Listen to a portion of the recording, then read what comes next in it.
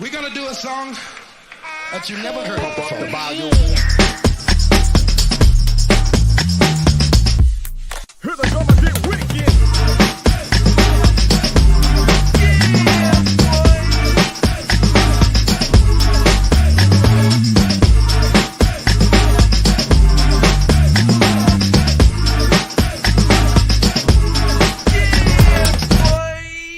Here we go again. Yo, yo, yo, yo, yo. What's going on, peoples? Happy Friday and all the shenanigans. Hope everybody's doing great. Don't adjust your dials. You know, it is your boy Ace Kennedy, and Charlie Venus will be joining us rather shortly. But man, when I tell y'all I've been waiting for this podcast all day. I've been waiting for this podcast all day. We got so much stuff to talk about. Obviously, you know, the boy J. Cole dropped today. We got some new Nicki music today. And we got to get into the Joe Budden Podcast. For anybody that knows me and Charlie, we've watched podcasts, and obviously we told you the whole journey on how we wanted to start a podcast. But I'm going to be honest, you know, the Joe Budden Podcast is definitely one of the shows that was an inspiration to getting us started. Because in my opinion, it was just a couple of homeboys sitting down, shooting the breeze, talking about random topics that's going on in pop culture.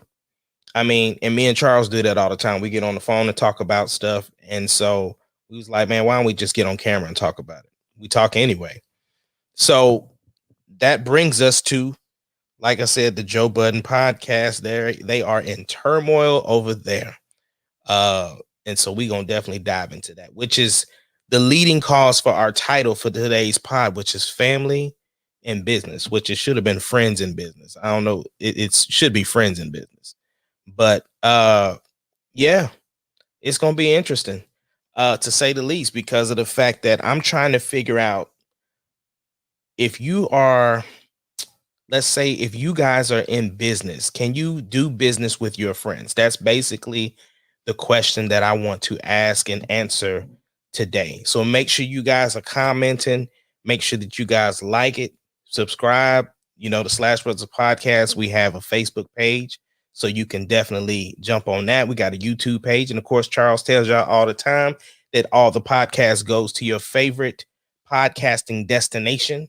So you can check us out on the audio version as well. But man, we're gonna jump into all this. I've been doing deep dives trying to see what's going on with this whole Joe Budden thing, because I wanted to have a rather informed discussion about it, because I was trying to see both point of views, because everybody obviously has their own setting as to what really happened. But we're gonna get this music jumping off, and then let's see when my boy come back. Here we go.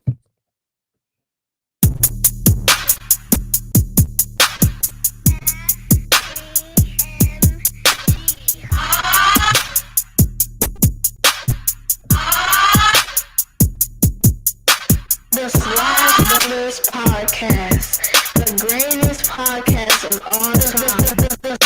The Slash Brothers Podcast, the greatest podcast of all time. What your name is.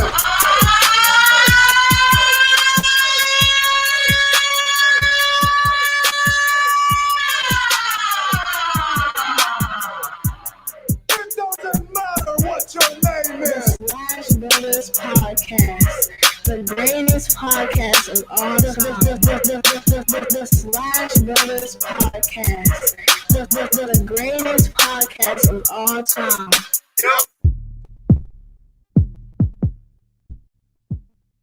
Try Jesus, not me. 'Cause I throw hands. Try Jesus, please don't try me. 'Cause I fight.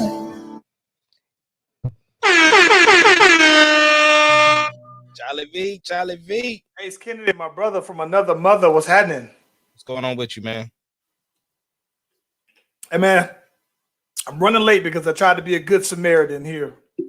I went to the basketball court, and on my way, so I took a major L today, man. I wound up falling down and trying to break my fall, man. And check out the boy hand on over here. This is vintage Briscoe here, and you can look and see all the little spots in there from the hard top up there. But oh my gosh, man, it's terrible. And the worst part about this is that I'm running late because so everybody see when I pull up to the park, I know most people see me bring out Billie Jean periodically, right? And so this guy, he was having some car issues and everything like that. Said, hey, they called me Texas at the park. Hey, Texas, you know what, man? You think you can look and see what's wrong with the ride and everything like that, though, man. And so I'm sitting here trying to spend a couple extra minutes on trying to help this dude get his stuff, started. And what's funny about this is quiet as kept. I know nothing about cars. I only know about Billie Jean. I only know about Billie Jean, and that's it, though, man. So, but it looked like his car was overheating because his thermostat. That's always the number one thing you say. So, so he ended up getting it towed, and so took me a little while longer though. But the bad part about it here is I'm sitting here hella musty, because I'm trying to hurry up and rush to get back to do the show that I had to just come home and jump right on though. So I'm over here smelling like outside. I did put the cologne on funk, except I got no cologne on. So, bruh, can't nobody smell you. You ain't even have to tell nobody that, bruh. Well, you know what though, man? I try to be honest with everybody. Catalytic converter, like people say, the Cadillac converter. Yeah. Listen, man, we get started with this all the time. What is the best thing you've seen all week? I was trying to hold this because I didn't know if I'm really allowed to say it, but I'm gonna say it anyway. The best thing that I've seen all week is my boy Deuce got his official first offer.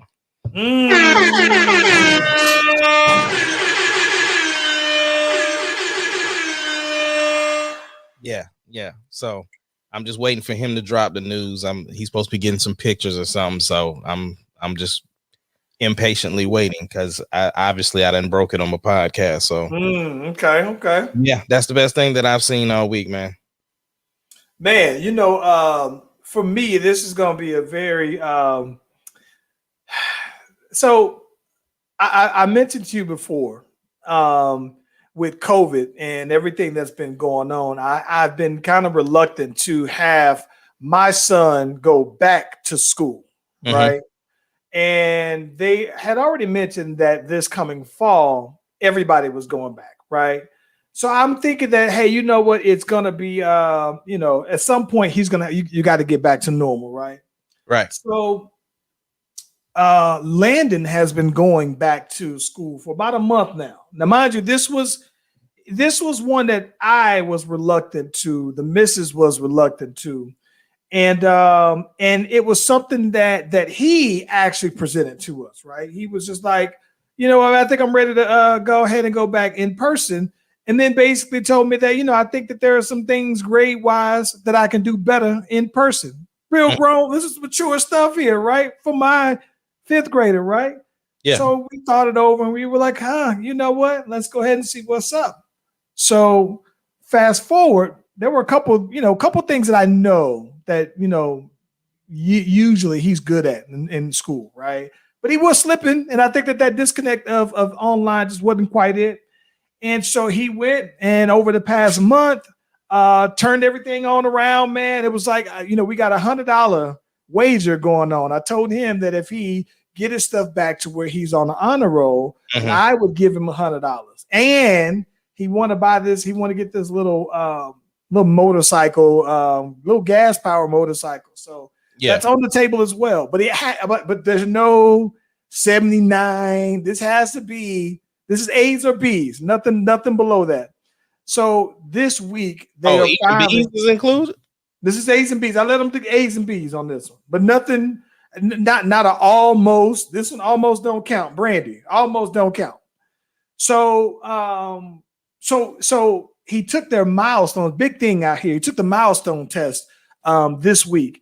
And so he took his last one yesterday, though, bro. But I was actually very glad that when he took it, that he was like, oh, it felt easy. Like that was kind of how his experience has traditionally been when it comes to school. So I was happy to see that for him, that school is back being easy for them, though. So I think that next week is like their last week, and then they do a graduation. So, of course, since he's moving on, we gotta celebrate that, though. So my dude is moving on officially to 6th grade, though, man. So that's been the best thing I've seen this week. I'm very, very happy with him. Proud of my dude, though, for that, though, man. That's what's up. That is what's up. Yes, sir. Now, listen. Other thing, best thing that I've seen, we got it on the docket. J. Cole, new music came out. Yeah. Have you had the opportunity to listen to it? I haven't listened to it yet. I haven't listened to that or Nicki. I did watch the documentary on J. Cole. So yeah, that was dope. I like to get into his headspace to know, what his processes was and what he's been thinking as to why we haven't heard from him. Because Cole made the cut to where he's one of those artists that he doesn't have to do with, like, the Baby and the Migos and all these cats where they have to release, once every 3 months. Like, what I'm saying? Well, Migos haven't dropped a new album in like 4 years, though. They haven't. But what I'm saying is the Migos was the ones that started that process of, like, even when they weren't dropping an album, they were featured on something. Yeah, I get that. And they had their individual albums too. Exactly. Yeah. So they kind of started that. In order to stay relevant, you got to keep continuously putting music out. J. Cole wasn't in that bunch to where he was one of those that he could drop every 5 years and everybody was anticipating it, to where it's like, okay, it's an event that he's dropping. So I'm excited to see all these people excited about J. Cole, because I know that's Deuce's favorite artist. And so I'm sure he's heard it, and I know he's excited. It caught me by surprise that Nicki dropped, because I honestly was about to listen to the J. Cole and I was coming back from the city, and then I seen Nicki's album. I was like, okay, so I listened to the first. Well, let's hold on. Let's pause. Let's separate. We are separate. I'm just telling them. Okay. I listened to the first 3 tracks, but like I said, I initially went to go listen to J. Cole, but I think I want to give both of their albums just due. But I definitely am excited to listen to J. Cole. Listen, I listened to this. This is the odd part about it. So, so usually within my day, right, I don't get a chance to listen to other people's music because we got a crew of dudes, right? And so because we got a crew of people, I'm usually listening. Like I've listened to Rocky's music more than any other artist that I've listened to in maybe besides my own music, right? I've listened to Rocky's music more than any other artist, though, right? So today, oddly enough, was a day that I actually had time work-wise to just say, all right, I got blocks of time while I'm working on something that don't require me to be on the phone. So I was like, let me put it on. And so oddly enough, then I was kind of the same way. I knew the Cole was coming out. And I just forgot that Nicki was coming out with something. But so this is the thing I think that is interesting about the Cole album. The Cole album is fire, bro. I'm talking about, when I say it's fire, here's what I mean by that. So right. I think that it's one of those, it's definitely one of those full bodies of work that tells you, yeah, he is on that top MC list. He's a top 10 rapper, maybe in somebody's top 5 as far as people currently doing it, right? Totally see it. What I love about it, though, bro, is very much the punchlines is there, stuff that I like. He got the metaphors, the similes. It's bar heavy, right? But maybe I went so deep into it. But here's one of the things, and I'm going to tell you the pros and the one con to it. So what I liked about this is that, so one of the things that's been difficult with me when it comes to Drake, as great as I think Drake is, the one thing that I've never heard him do well that resonated with me was exactly what Brittany Rose just said. Storytelling ability, right? Yeah. I don't think that Drake, because I think Drake is like a songwriter, right? Like you're writing, and not to say you're writing for pop culture, but I think that when you're storytelling, you have a full story to tell, and you go from it doesn't, it's like it's all about the lyrics, the word plays, all about all that stuff. So I thought that the one thing that Drake did that was phenomenal. I wrote my notes down because I wanted to hold on. Bear with me. For the audio listeners, Charles is going to go grab his notes because he's trying to be a professional podcaster today. He wants to make sure that all of his thoughts are spoken out accurately and articulately. I prepare. There we go. Okay, so listen. So he specifically has this song that I like that was called Close, where he's telling a story on there. You better get out of here with Big Sean on your list. That's why I heard. See, Brittany Rowe be on to something, and then she'll throw in a name, and I'll be like, "Oh my gosh, are you serious right now?" Yeah. But listen, so the storytelling. I never hear Drake tell a story that makes me like, even though he might be singing or rapping about the ladies. Like he'll never tell a story where I feel connected to the story, right? It doesn't feel credible. So like, here's a perfect example. So like Jay-Z, right? When Jay-Z wrote Song Cry, right? And when he says, they say you can't turn a bad girl good, but once a good girl's gone bad, she's gone forever. And I was like, mourn forever. Hell, I got to live with the fact I did you wrong. That to me is a very personal thing, right? And so when he said it, it's like I felt the realness of it. So on Close, I felt the realness of it. And it wasn't about, oh, I'm going to make this a top 10 song. I'm going to make this something that you can do a TikTok dance about. It was just a very authentic, realistic storytelling song. So I love that about it. What I love is the production bangs, right? The production on it. He does a very soulful sound on top of 808s, right? And it's clean, it's flawless. I mean, flawless production.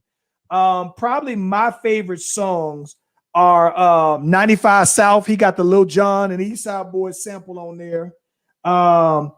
He got a dope song called Let Go My Hand. It's fire, bro. It's dope. He references the fight that he got into with Puff in the club. He said that was the last time he got into a scrap with somebody. I thought that he basically said in the song, and not that song, but he was basically talking about how rappers, talk about having money, but they really broke. Like, why don't you rap about being a broke rapper? At least we'll believe that. Fire bars, though, bro. But here's the one thing that I will say. Very much like most J. Cole albums, I think that while the whole thing as a body of work bangs, I don't think that there's a radio song like how when we heard WAP, and you can tell WAP was for the radio, right? When Megan Thee Stallion, the Texas Treasure, who should be protected at all times, when she dropped Body, you knew that it was for radio. I don't know, and maybe Cole doesn't care. He doesn't. But I don't know that. Yeah. It doesn't. There's no song unless you just love. You gotta love the whole thing, or you don't love it at all. And that to me is what I like about it. I think he made this album for his fans and for himself, because if you watch the documentary, he's basically saying, like, when you're saying the bars, like, yeah, he tried to make sure that every bar meant something. The documentary told me that he made this for his like he been hoarding songs basically. He's like, oh man, Yo, fire. But let me address Brittany real quick. You are right. I do be sleeping on Big Sean because when I'm trying to go to sleep, I will put on Big Sean. So you yes, right. Yes. I'll tell people all the time. I think that Big Sean, the flip side, he does have good radio songs. When he put out songs, he has great radio songs. It's just not for me. That's all. Not. He doesn't. I'm not even saying J. Cole. I mean, J. Cole. I'm not even saying Big Sean is whack. I'm just saying he's not for me. Best thing he did was work with Janae Aiko. That's it. I didn't even like the album that they had together. It didn't matter. I was listening for her. I wasn't. Yeah, but see, that's the thing about it. That's how much of a fan of his that I'm not. That I do like Janae, but I didn't check for the whole album just because I didn't want to hear him that much. No, I get that. I understand. But I think that. But listen, top to bottom, there's not a song that you can skip on the album. It's not that there's no, like I said, when we were talking before, like I would love to hear Cole on a club banger or even featured on it with somebody else. There are none of these on there. The thing that I do like is that he has a song with the boy 21 Savage on there, which is probably my favorite song. It's probably one of my favorite verses from 21 Savage, who I think raps very basic, but I think that he delivers it so well, and his delivery is so plain Jane. Probably one of my best 21 Savage verses since kind of has that feel of a lot. How many games they're going? A lot. How many games a lot? He has that. Oh, and unlike, if we're being honest here, unlike the song with Drake, he has Lil Baby on here, and Lil Baby is not out rapping him on here. Oh, really? Oh, yeah, he has Lil Baby on there, and I don't think Lil Baby had the better verse. I think that when Drake, maybe because Lil Baby went longer, but he was going harder. I mean, he was just snapping more with his double time. Oh, man, he has about, that's the other thing too. There's about 12, 13 songs. What's cool and that this one breaks his previous molds and that he has features on this one. Yeah. That's what I'm saying. On the documentary, he talked about that. He said that he was going to start accepting more features because he's like, man, am I really going to be that artist that when I look back over my career, I ain't work with nobody? Because, of course, he had the thing of like, look, I wanted to be successful, but I wanted it on my own merit and not just because I got a person on there. But now that he's done that, yeah, he's to the point now he can do features and it doesn't mess with his legacy. So it's fire. Now listen, here's the thing. So the Nicki, right? 23 songs. So here's the thing about it. As somebody who I tell you, I am a self-professed security of the Beehive. Mm-hmm. I don't have that kind of title amongst the Barbs. I'm there, but I don't have a designated title. You ain't even treasurer or nothing? No, because your boy has that title. Who that? Lil Nas X. He's the president of the fan club. But listen, but if you are a fan of Nicki Minaj, then you know that Beam Me Up Scotty is an old mixtape, right? It's a re-release of an old mixtape, but it's just now available on streaming platforms. Very much how Lil Wayne had all of his dope Gangsta Grill mixtapes, No Ceilings, all that stuff. They were just tapes that were out there, and now they were on the streaming platforms. The biggest difference is that she does have like 3 songs that are brand new. She has a song with Drake and Wayne on it, killing it. That's the first record. Yeah, she was snapping on that. Yeah. But listen, I'm gonna tell you this though, bro. Here's the thing that it reminded me of.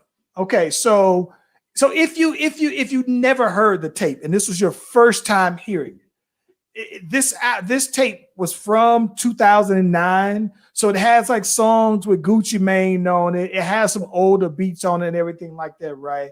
But this was like the tape that made me fall in love with Nicki Minaj. When I started thinking like, yo, she could be the GOAT, it was right around that time when I heard her. Because at the time, I think that she stood out more than any other female rapper. What I think is dope about this, though, is she is throwing the subs out there on the new songs, right? Not just the old songs. Them subs is out there, though, bro. And I look at that, and like I said, I think the thing that the thing that I don't want to hold it over Cardi B, right? But Cardi B has writers, right? And the fact that I don't know that Nicki has writers, and I'm not going to say she doesn't have anyone, but as far as I know, she don't. When I listen to all of these songs on the album, right, and knowing that she penned all of these authentically, bro, it confirms to me why I say that Nicki is the GOAT, bro. GOAT female, and it's not even close in my book. But the thing that it also reminds me of, it reminds me of why I think you and I are still rooting for Nicki to come out with something, like, you know what I'm saying, like come out with something that is as big as the Cardi B songs, as the Megan Thee Stallion. Like, she didn't lose the skill, right? And I don't think that she lost the popularity. I think that she lost the light, right? But dog, when you go through and you listen to the tape, it's fire, bro. You be hard pressed to find a whack song. It is the quintessential Nicki Minaj mixtape, very much like Lil Wayne's No Ceilings and all these other fire mixtapes. Is up there with them, though, bro. So with that said, it's like I said, if you know, but it's not anything new, but it's a re-release of an old project with a couple more songs on it. Nah, I didn't know that at all. So I was thinking I'm about to get some new Nicki, but no, these all and when you listen to it, it all sounds kind of like the 2000s, right? Kind of has a lot of the songs have like she tap into that Caribbean vibe and everything like that. This is before. This is what I tell you, bro.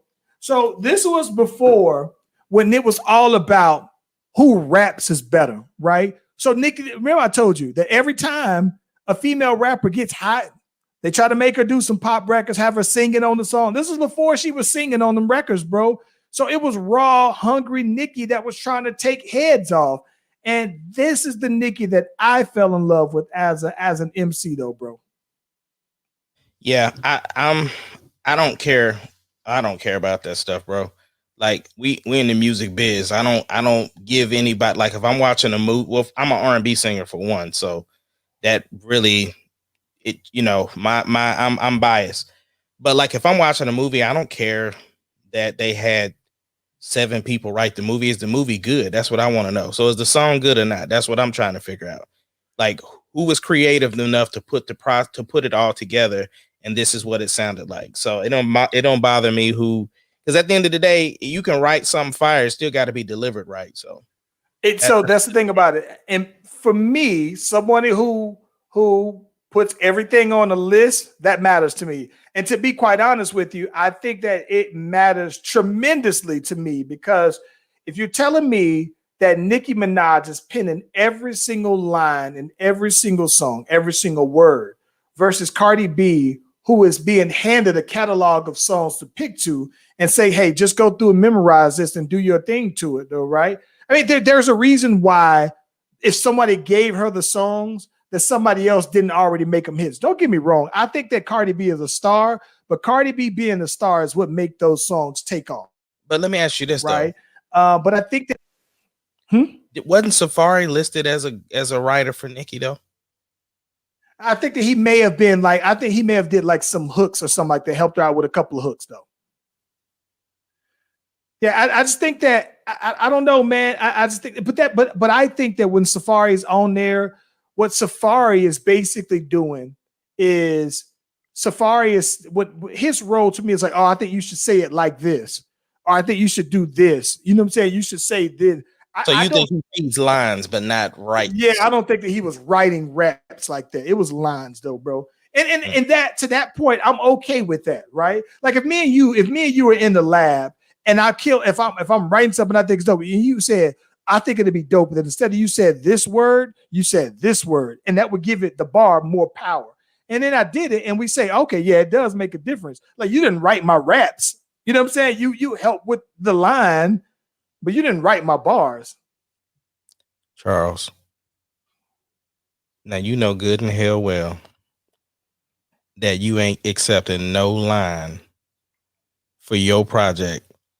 If I wanted to change a word or a syllable, You ain't changing it. So I don't even know why you even gave that as an I don't even want you to change the stuff that I write for you. I understand that, which is why. No. Because here's the thing about it. So this is the reason why I'm that way. And this is why I respect Nicki in this regard. Because for me, what I write, every word is intentional, right? It's as simple as me saying like or as, right? Or I'm specifically saying that. And so because what I'm saying is so personal, right? When it comes to the rapping, yeah. Now, if we're talking about the hook, I'm okay. I'm partial with changing the words to hooks, especially if it requires singing on it, though, right? But yeah, I'm less accepting of help on my bars. I know that. I'm just making sure that the audience knew the transparency, since that seems to be the word for the week. Now, here's the thing that's funny though, right? I don't mind helping somebody else, and I would recommend things for somebody else. But at the same time, I'll listen to it. But whether or not I take heed, it's a different thing. Don't even submit nothing, y'all. I'm telling you. And listen, here's the thing that's funny. So I'm looking at Brittany Rose's comment. She said, "Do you agree with what T-Pain said?" He said, "Half the artists we love don't talk about anything. We don't love what they talk about, only the beats. So the producer should get more credit." Disagree. So this is the thing about it. I don't necessarily disagree with it because he said half the artists. Yeah, but he's saying, but when you generalize people, like if he would have said most people or some people, that's one thing. But when you just say people, because my thing is that I mean, I know again we're biased because we're artists, so we're listening for both. But you can't just get on the beat and just say anything, and I'm just gonna be rocking with it like that. Like it don't. I mean, you can. I beg to differ. I beg to differ. Give me a song. When it's cold outside, I eat popsicles. Timberland Magoo, when Magoo said that. Right. And we made fun of that. So and the beat was dope, and the song was dope, and he said that to it. And I still rock with the song. What did she say? Panda, beat's dope. Nobody knows what he's saying. And I don't play Panda. Right, but that's one thing. Panda is a hit. It's out of there. Okay, so again, back to what I said. He said people, like everybody feels that way. That's the only part I had an issue with. Not everybody feels that way. That's what I said. But he said half the artists we love don't talk about anything. So what we saying, he said we only care about the beats. So Panda, most people don't know anything on Panda except for I got bras in Atlanta and Panda. That's all that people know. But the beat's so fire, that's it. You know what? I'm not going to even say Smurf. And just like I said, that is true for a lot of people, but that's not true for everybody. That's the only thing I'm saying. I'm going to tell you this. I'm not going to say that. So producers should get more credit. I do agree with that. But I think that engineers should get more credit because I think that engineers are the real MVPs. Well, we also got to pay attention to the word too, because there's a difference than being a producer and a beat maker. Beat maker only makes the beat. A producer is the one that puts the whole song together. That's what a producer is. They're producing the record. So Jermaine Dupri might not make all the beats, but he's producing the song. Right. And so I understand now the producer should get most of the credit, not necessarily the beat maker. Yes, it's a puzzle. It's a puzzle. It is very right. much. So the one who's putting the puzzle together, the producer, that's who should get most of the credit. 100%. Listen, the engineer, bro. I'm talking about you. Really think about this. Think about how much the engineers have tricked people's ear. Right? It's tricked people's ear to accept that it's a style to not be able to sing. Mm-hmm. Right? That's a style. So it's almost like how as a rapper, you feel like you can't be but so lyrical. You got to dummy down some of what you say so that you ain't going over people's head, right? Well, as an engineer, you've tricked the masses to accept that somebody who can't sing is okay because most people can't sing. So you can very easily sing along with something. You don't have to be able to sing well to sing along with the song. Like, I think it's one of the biggest okie dokes I can remember in maybe the last 5 years, 10 maybe, that engineers have tricked the ear of the average hip hop and R&B listener that you don't have to be able to sing, and that's a style, right? They can fix that. They can make it sound okay. That to me is what's crazy. Yeah, but it's still, I still think the producer has a heavy hand in that too, because the engineer, just depending, some engineers are just recording the vocals to make sure you got good takes, but the producer is still putting that sauce on it. So I get that, man. Yeah, but yeah, man. But listen, the Nicki Minaj, like I said, it's not a new thing. But when you listen to it all the way through, you'll be able to tell that it sounds dated because of the beats. Like, I think that she's rapping to She Got a Donk. And it ain't like they sampled it. It's just the regular old song, She Got a Donk. Yeah, so, but it's fire though. Don't get me wrong. It's fire. I love it. I absolutely love it. Yeah. So we got some big news, bro, about somebody who obviously means a whole bunch to me, to us. The boy Tank.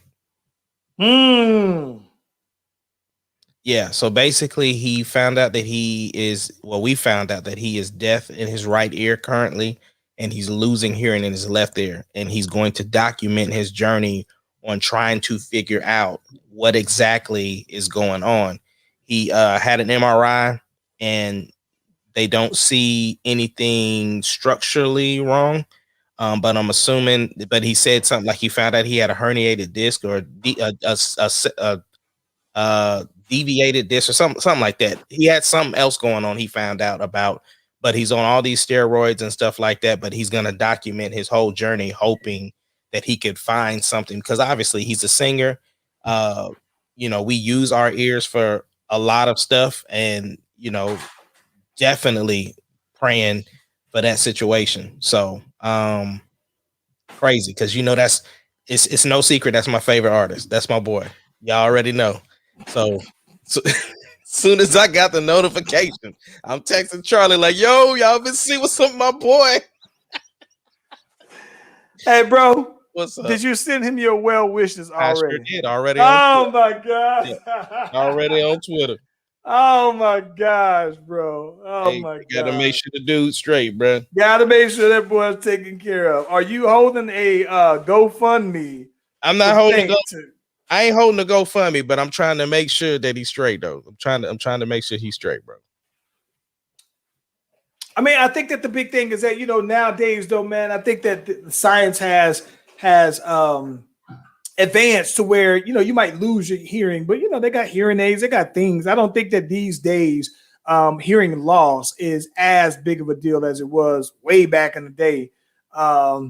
But I can imagine though, as a singer, that you want to hear, because I think about it, Foxy Brown. They say Foxy Brown went deaf, and I think she kind of regained some of her hearing and everything like that. So yeah, but I thought that it's because it was Tank that you would have already got that memo. Yep, I got it. And like I said, I'm definitely gonna be following the journey to see what's going on with my boy, so we can get him back to full strength, man. So yeah, prayers to healing for Tank. That's my hashtag, healing for Tank. Healing for Tank. Oh, it's the research department. Oh!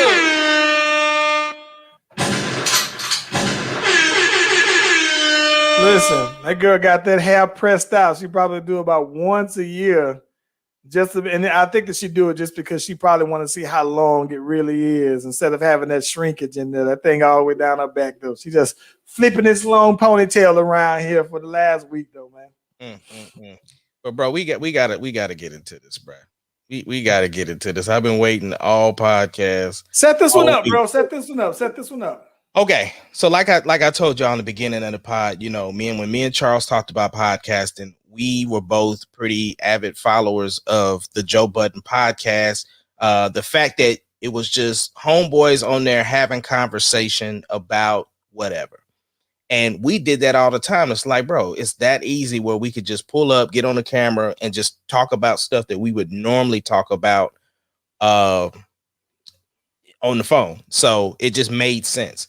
And Joe Budden, for the longest time, for about 5-6 years now, he's had the same crew. He's went through a couple of iterations of the podcast, but once it got popping, it was Joe, it was Maul, and it was Rory.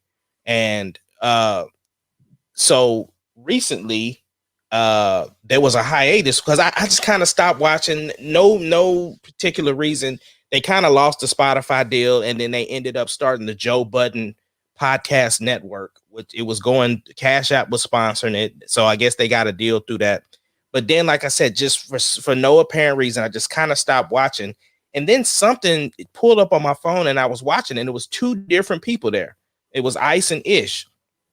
And so I'm just like, so then I started seeing the messages like, oh, Rory and Maul left the show, or they're on a hiatus, so to speak. So then I started paying attention a little bit, and Joe kind of addressed it, basically saying like, we had some minor hiccups. The fellas, these seats are theirs. When they want to come back, it's theirs. And then eventually they came back and kind of addressed the situation. They did 2 episodes, and then Joe was planning to take a vacation anyway. And then that way everybody could get rejuvenated and then come back and then be straight. And then when they came back from vacation, Maul and Rory were not there. So apparently the behind the scenes stuff is that Maul and Rory had issues. They were asking about the books. They wanted to see the numbers for everything. They wanted to know about the Spotify deal. They wanted to know about what the Cash App deal. And then Joe also is starting to do Patreon. And then I think Rory asked for ownership in the Joe Budden podcast, because obviously it's his name, it's his IP, and they are they are contract employees to the podcast. So they're paid as talent. And so, Joe is the one out there pulling the ads. They're, doing everything, like paying the stuff that goes out of pocket because it is his IP. He is the creator, and they are just talent. And so the issue is they're friends, or they're supposed to be. And so the question I asked y'all at the top of the podcast, could you do business with your friends? Because here's the dilemma now. It seems like everything is about money because their lawyers contacted Joe's lawyers and this, that, and the other. And so Joe Budden basically fired them on air. They weren't there at the podcast because that was the podcast that they didn't show up to. But essentially he got on there and just basically said, listen, I'm going to be real and I'm going to be transparent and tell y'all exactly what happened from beginning to end. And he was basically saying that Rory's been causing problems behind the scenes for quite a long time, dealing with the whole money thing. And the other thing is you have the rest of the Joe Budden podcast, because it's not just those two. I mean, those 3 are on camera, but you got Parks, who's been Joe's engineer for over a decade. You got Scream Man, you got which is Alex, and then you got all the other people that's there, and none of them are unhappy. Everybody's like, no, I get paid well. Even through the pandemic, we got paid well. Even before we had a deal, we got paid well. And so what you think, bro? I listened to, so here's the thing. What I find to be interesting about this, right, is that I listened to the last podcast where he fired them, where he actually fired them. And I thought that it was interesting that they said, hey, you know what? These dudes got lawyers, and the lawyers are questioning the contracts that the lawyers created. He said, I've never had contracts with nobody who I have, but I've always paid everyone more than what they probably should be. So nobody's ever taken any issue with, hey, well, what is accounting?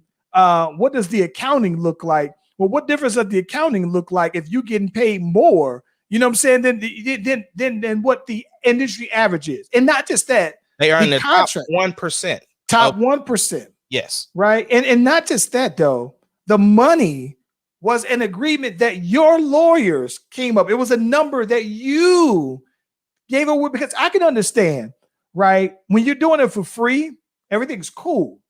Right. But then when money's involved, then legalities are involved, right? Because nobody just wants to be completely assed out like that, right? Let's just call it what it is. Right. And so I think that doesn't that be the case, though. Like he said, not only are they getting paid well, they just recently got a raise.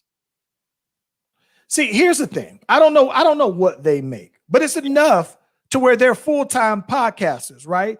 I mean, they don't do any other thing. They just are full-time podcasters. Right. So to me, 2 times a week.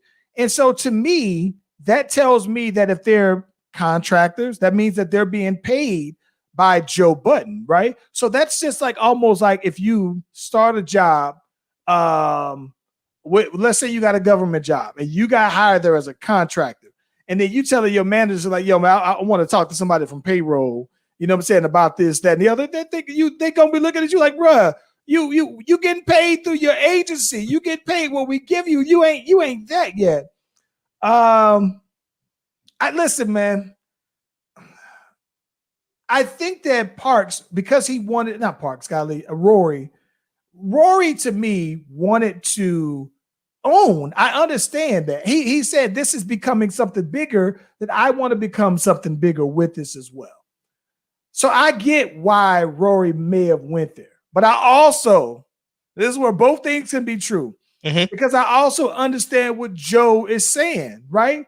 Joe is like, bruh, like you making money 2 days a week. Everybody's good here, right? And it was almost like, well, that's not good enough, right? That said, and I don't know. I think that one thing that I think that was cool from listening to it is that Joe already said, I think that, hey, y'all should do a sports podcast together. I think that y'all should do a that Mar, you should do a fashion thing, or you should do. So I think that he's empowered them to do several things. The one thing I think that was interesting was that, to Joe's point, that was surprising to me. He said, hey, I told them that all of the content, I'll give them all of the content. Every episode, they can build their own YouTube page up and use the exact same content. They didn't do that. So I think that the part that got me the most is that I think that Joe really has to feel like they are being very ungrateful. Rory specifically. Maul, on the other hand, I can understand if Maul took the standpoint of, yeah, Joe, I know you the David Ruffin of the group, but I believe the podcast is Joe Budden, Rory, and Maul. So the authenticity of the podcast is the 3 of us, right?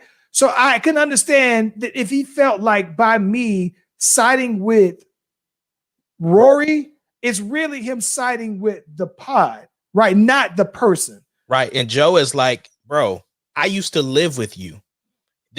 Before there was Rory, there was us.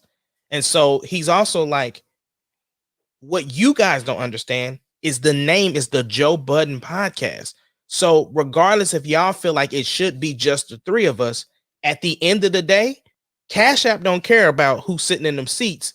They care about the Joe Budden Podcast. So I can't just halt the entire production and take food out of everybody else's mouths, the people that's behind the scenes and everything like that, because y'all have an issue. He was like, y'all lost y'all's leverage because of the fact all you had to do was fulfill the contract and renegotiate it after it was over.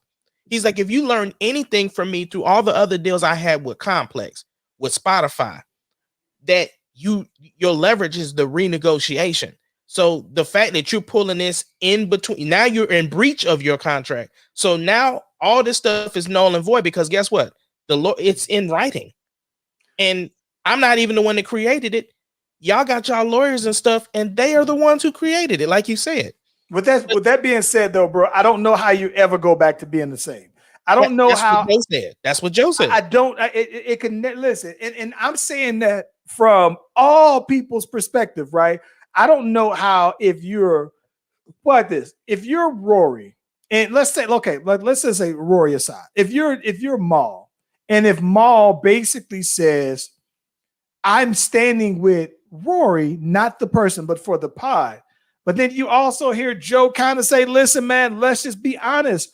My name is the one that's cutting the checks. And to everybody else on the outside, Y'all are just my boys. Those seats can be filled and the show goes on. And it did go on. And it did go on without a hiccup. And whoever are nobody who's an avid listener to his podcast is going to say, dang, I ain't even watching if Maul and Rory ain't going to be there. Right? Because basically there were times where all they did was co-sign what he said. Anyway, he was clearly the anchor, right? And they were good relief. But I think that at the same time, it was never to me presented like a partnership, like the Slash Brothers is me and you, right? Now, listen, with that being said, right? Mm-hmm. If we make some money and somehow you says, nah, bro, for whatever how, contractually you said, Charlie, you fired. The whole friendship goes with it. There's no going back. Wait, so you mean to tell me if I fire you that I can't call you and ask you about my next verse for the Ace Kennedy project? You ain't getting no verses. Matter of fact, take all my verses off your old stuff. Oh, that boy, Petty. Listen. If you fire me in the midst of us getting millions, is Miss Kennedy watching this? I don't know if she watch. No, she's tutoring. Okay, listen. If you fire me in the midst of making millions, I'm pressing Miss Kennedy and say, you got to change Charlie May's name. Call her something else. And matter of fact, while you at it, you need to change Carly's name because it rhymes with Charlie. Yeah. I don't listen. No, it's never the same. So let me ask you this, because I went and watched Savon's podcast too. Him and Scream Man got a podcast. They have the Need to Know podcast. Because I wanted to hear from their perspective what they thought about the situation. And everybody has already said, look, we got nothing but love for Rory and Maul, but when it comes to the business part, they messing up. You know what I'm saying? Even through Joe's rants, if you follow Joe for any amount of time, you know when Joe rants that he be ranting and all the stuff that comes out don't always be what he feels. That's his way of dealing with the pain. Because I think with Maul, more than anything, it's pain with him because it's like, you the one that talks to me all the time about like this whole G code, this brother thing, like how you treat people. So why are you siding with Maul? Like y'all have the same lawyer? Like when did that happen? Like how y'all got the same lawyer? So it's a whole bunch of hurt. Because even I heard an additional footage after the rant podcast, and he's still the same way. He kind of explained it a little bit better on some certain things or whatever the case may be. But just with all the facts that you know, who would you think is right in this situation? Let me just say this one last thing, and let me get this off my chest. All right. If you fired me and just say, you know what, bro, we going to just replace you with Mark Knows Everybody permanently. If you make a big announcement, when you at work, I'm going to break into your house and take all of the rappers off the season and the canned goods. And not just that.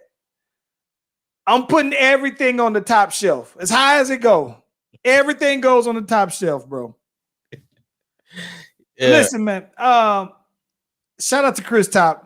Shout out to Mark Knows Everybody. I can't listen, man. I can't say that Joe is wrong.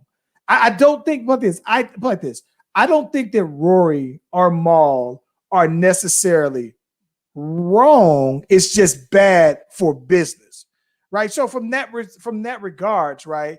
Here's my thing. I'd like to think, bro, that like with every podcast, let's just say you do the podcast because that's what you love. You go through that grassroots where you're not making money off of it, and you do it because you're generating equity, right? You're building it, right? And I think that it would be, I think that that's something that you do, but then it's just when money is involved, then that does change the dynamics of it, right? And so I think that for us, it just seems like, and I'm only comparing them as a pod to us, right? Because me and you have been dead broke and the best of friends before. Right. And so I think that me and you we've seen it all, man, the absolute best of the best and the worst of the worst times, basically, though, man. And so I can't lie, though, man, to have money be a reason why we fall out. it would be unfortunate. With that said, though, I've only fell out with one. I fell out with two people in my entire lifetime. Two people. One I fell out with, and we caught back up, got back down, and can't even recall what we fell out over. Who? The other one, you gotta tell me that one offline because I don't remember. Oh, well, you know, me and the homeboy Derek. Oh, okay, Yeah, we fell out and don't remember why. It was something petty because it got to the point where, let me tell you how petty I got when it came to him. And I can say this now because if I was in dire need of anything, even through the time we fell out, I know he would pull up. It was so petty though with me and him that at my wedding, I didn't invite him to the wedding, but I invited his wife to the wedding. Oh, dang.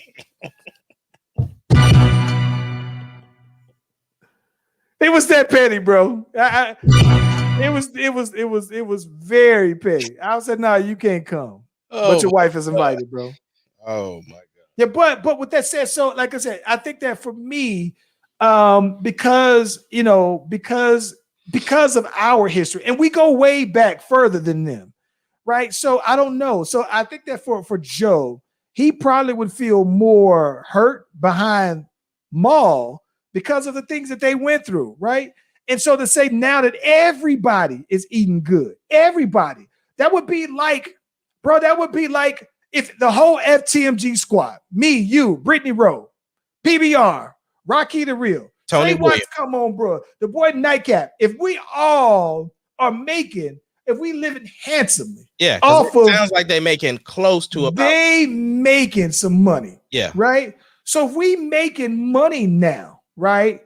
And now that we making money, little things start to come on up and we fall out.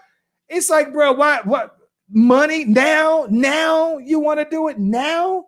And so from that perspective, though, bro, the Rory thing didn't. I'm gonna be honest with you, though, man. Like I understand if Rory just took the position that he wants more, right? There's nothing wrong with wanting more, but to Joe's point, there's a process for that. You negotiate that. You don't do a James Harden in the middle of your contract and say, nah, you know what? I'm about to go ahead and I'm going to not show up today. Like he basically tried to do a whole James Harden out there, bro, trying to get traded or trying to get something done.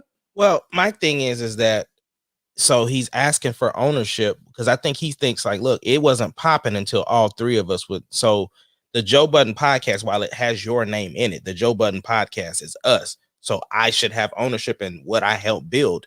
That's what I think now, granted, Rory and Maul have not yet come out to air their grievances on what the actual issue was. Because on their apology tour, they just kind of said, yeah, we talked behind the scenes type deal. And there were some things that were said that shouldn't have been said, that type of stuff. They didn't really address it.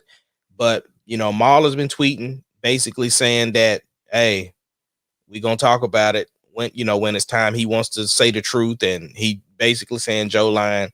Of course, that's how it always is. So I need to hear their side of the story, but just what's presented as of right now.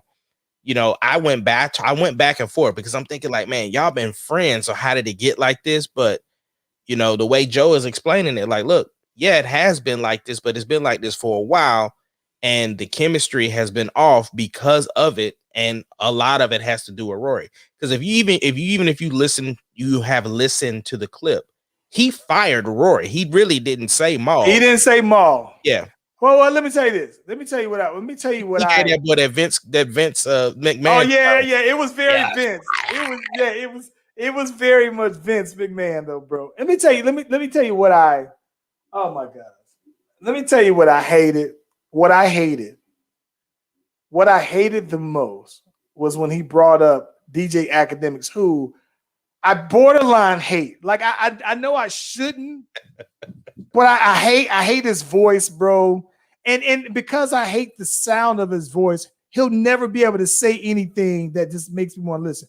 But they brought up the fact that Rory, which surprising to me, him and Academics had their issue. Mm-hmm. And I guess they said that Rory had some people pull up on Act. Now, this is the funny thing about it, because the reason why I have an issue with Act is that I have an issue with Ack because Ack will talk his talk and he'll do what he do. But when you talk about that being about that smoke and pulling up, then he wants to get, let me get lawyered up. Let me call the police. Let me go ahead and do. And so so that's the part that I don't particularly like. Like he'll feel like this is my thing. You and I are mindful that I'm going to stand on what I say, right? And so because I stand on what I say, I'm not going to completely trash somebody. You'll say, hey, it just isn't for me, right? But I'm not going to sit there. I think that you can, you're a personality, but part of the personality is person, right? So at the end of the day, you can be touched. So when it comes to that, that's the thing. So here's the thing about it. So Joe said one of Rory's issues, and I don't know how long this had been an issue, was the fact that Joe was talking about doing business with Ack again. Now, mind you, as much as I hate Ack's voice, I thought that the Daily Struggle was one of the best things ever for hip hop. Yeah. I thought that the conversation, their balance between the two just made sense, right? And so I think that with that being said, if Rory says, I hate him, bro, he is my sworn enemy, and you doing business with him, I can kind of understand why that would rub you the wrong way. Because I don't know that you hate anybody that way. I like to say that if you absolutely hate someone and I understand and agree with your reasons for hate them, I can't rock with them. Yeah, but that's the thing, though. He was basically saying that, out of respect for Rory and Mal, he never did bring up Ack on the show. No, he brought up Ack. He brought up Ack because on the episode. No. On the last one, but he said, now I'm allowed to say something because I haven't. Yeah. So that's what I'm saying. But listen, see, this is the thing. This is the thing about it. See, the thing that I don't necessarily subscribe to. What I don't necessarily subscribe to, like, there's caveats to me.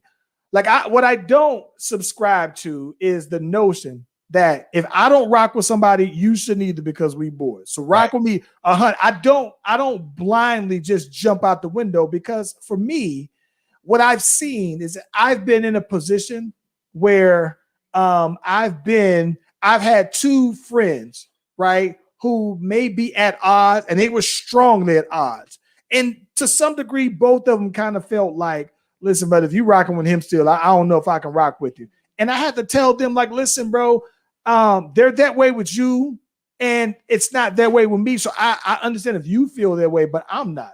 But I'm not gonna just, but if I agree with you and where you stand with that, then I'm down to ride with you all the way. So if Rory feels like what my issues are, then I can understand where Rory where he would feel like, you doing business with my enemies, then what does that say about our friendship? That's the thing. I'm one of those people. I can have friends that aren't friends with my friends, and you ought to be able to have friends with people that I'm not friends with. My thing is our time is our time. Facts. You know what I'm saying? And so my thing is that if Joe is saying, look, I don't talk to Ack like that on a regular basis, but we're talking about doing business together. At the end of the day, it's all about building my money and my brand. And if I think this is cool for the culture because I'm the one that came up with Everyday Struggle and it was mildly successful because of the voices that me and Ack had, then I'm going to do business with them. I've given you guys opportunities to go and make other business, which is why our contracts are structured the way that they are, so that y'all can take our podcast, use the brand of it, and then branch out to make more money. Do that. But you're not going to tell me who I can and cannot do business with. But the thing was that what Joe thought was whack was because I listened to academics talk about the situation. And what he said was, Rory, like you said, had somebody come and put a letter in his mailbox. And then he went on Twitter and posted Ack's zip code, like letting you know that you need to know that I know where you stay. And so that's where, Ack was like, no, I don't have anything, because apparently people have reached out to have them to end up talking. And Ack is like, no, you've got to first admit that you the one that put the letter in my mailbox before we have any communication. No. Like we ain't got to. And listen, if I'm Rory, we ain't got it. I'm not admitting nothing. Well, that's what I'm saying. Ack seems like he want to put you on receipts, not just to have it as proof, but he want to put you on receipt to press charges. He want to put you on receipt for some. No, I get that, but all I'm saying, both of those can be the same. I mean, can be right is what I'm saying, because Ack is basically saying we can't get to the healing process until we get to the part of you acknowledging the stuff that you've done. And Rory, like you said, like, no, I'm not admitting to anything, because Joe straight up asked him, did you do it? And he was like, nah. And so, the whole thing is, at the end of the day, I have no issue with people being friends with who I'm not friends with. Yeah. I don't know, man. It is interesting though, man. So like I said, I can't, it's so much to take in, bro, that I can't necessarily even say who I think is in the wrong. I just think that from a business perspective, Rory is what he's doing was bad, not necessarily bad for Joe Budden's business, because to be quite honest with you, it got more people talking about the podcast now. So for Joe, it's a win. I just think that it's bad for Rory's business. And Maul, by him jumping on it, it's literally like Rory just jumping on the Titanic after already having an out.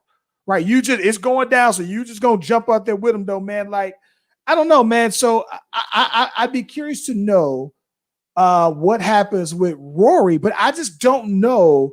I don't know how you ever go back. You know what I'm saying? Like how? Well, I will say this to Joe's credit. If anybody has seen Joe from any amount of time, you're not really his enemy like that. Like, I don't care what Joe say. Joe is a Virgo. He's super emotional, and he is one of the most forgiving people out there. His feelings are just not the same. Like so what I say all that to say, if Joe, Rory, and Maul were to iron out whatever the issue is, they would be back on the podcast. You think so? 100%. Just because of who Joe Budden is. Like, that's just the type of dude that he is. I remember when the Migos was trying to press him at that one event, and him and the Migos are straight. You would have thought, like, after that, I mean, there's just so many examples of that, of people who, like, I'm sure he's even talking to Slaughterhouse again. And of course, people are like, see, this is what happened to Slaughterhouse. This is what happened to Everyday Struggle. This is what happened to you on the Spotify deal. Basically, and then of course they go show this clip of Charlemagne talking to them, basically saying, I hope Joe don't mess this up. Like, I hope he doesn't implode it. And everybody that he's ever worked with ends up gone. Like, there's a clip of that. And so, yeah, it's an interesting clip, because I mean, you listen to what Charlemagne is saying, and it is like 100% accurate. Like, dang, it was like he was Nostradamus or something, bro. Like, it was crazy. Yeah, I don't know. Listen, I want to be honest with you, though, man. I mean, I think that for the everyday fan of the podcast, it's been. I mean, if you're a regular, you're a regular, but it's definitely has brought some additional attention to it. So from that one, shout out to them, though, man. But for keeping that going, and I mean, like I said, podcasts are one of those things where it's a labor of love, though, bro. You gotta absolutely love it, and especially in that beginning phase of it, though, man. So yeah. What you got on for the weekend? This weekend, oh man, listen, shout out to the homeboy Courtney Davis and the good folks over at Future Cinema. It was his birthday this week. They're having a birthday celebration for him tomorrow. So we're gonna be over at his crib kicking it. Then I'm back with my City League basketball game on Sunday, though, man. So I'm gonna be. I went out to the park today, hoping my scrapes here will heal up a little bit. So I'll be ready for that, and I'm about to go ahead and take me a little soaking bath here, though, man, and get it in, man. Yeah. Oh, and I'm trying to finish watching that what's that? Jupiter's Legacy. I'm on like episode 4, though, bro, and I think I see what you mean by if you liked it better than Umbrella Academy. Yeah, it's an acquired taste. It's definitely. Yeah, it's fine. It's not bad. It's not bad by any means, but it's definitely an acquired taste. But Bad Batch. It came out today. It's dope. I like. I got it. Then I might watch Bad Batch today though, man. Yeah, I mean it ain't but like 30 minutes. You'll have time to watch both. I picked up.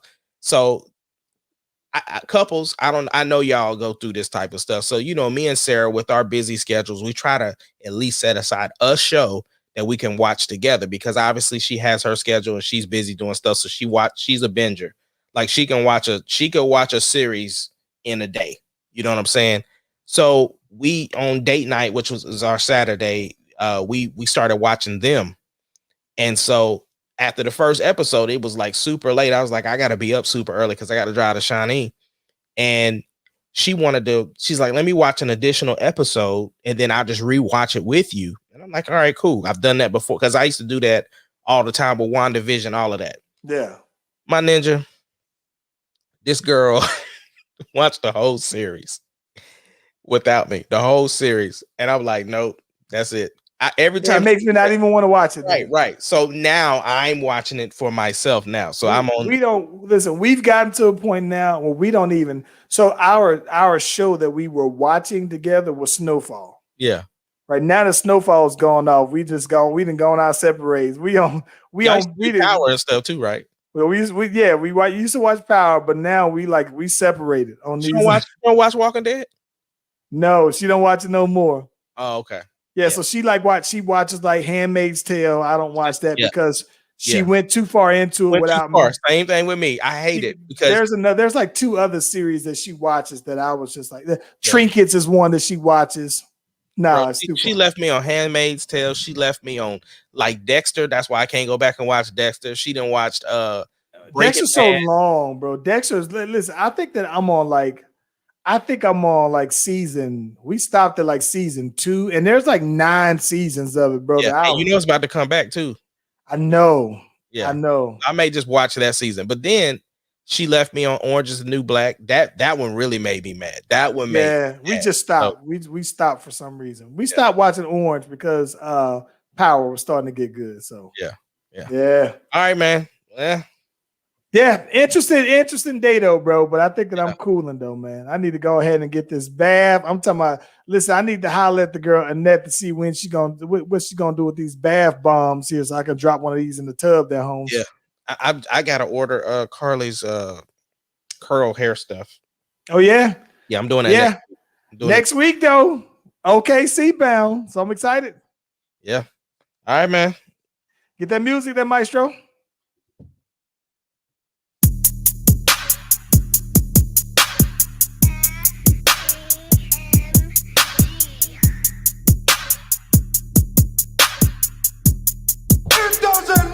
What your name is? The Slash Brothers Podcast, the greatest podcast of all time. The Slash Brothers Podcast, the greatest podcast. Can you dig it, sucker?